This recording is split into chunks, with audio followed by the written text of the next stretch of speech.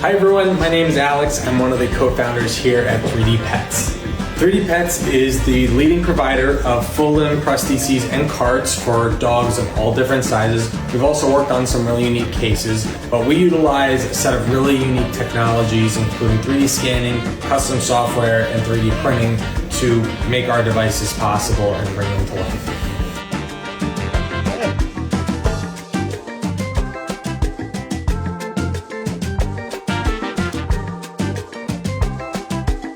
Adam and I started alongside an animal orthotist prosthetist, understanding that there were a lot of inherent challenges building full limb devices like this. We understood that there was a lot of waste involved, it was extremely time consuming, and the results were a little lackluster because of the complexity and size of these devices. So over the course of 6 months, we worked on developing this entire system, if you will, and we had run through a ton of tests to see if this was even going to be possible. We tested hundreds of materials, and it wasn't until a stroke of luck where we had been given a test material that really showed us that this was possible to have a lot of flexibility in the specific areas and rigidity in others.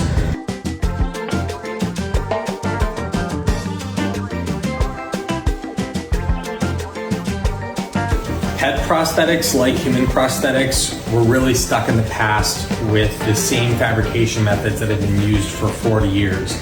So having an opportunity to bring these types of devices into the 21st century, reduce waste, improve the device quality and adoption has really been a tremendous thing for us. I don't think at any point anybody could have asked if we would be doing something like this.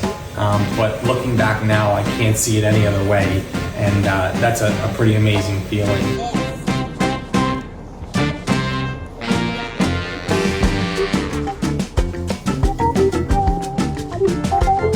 We're trying to teach an animal to use a device they have no idea how to even concept and understand. And so the biggest and most important factor of that is having patience and being willing to put in the time and the effort to see the benefits of this.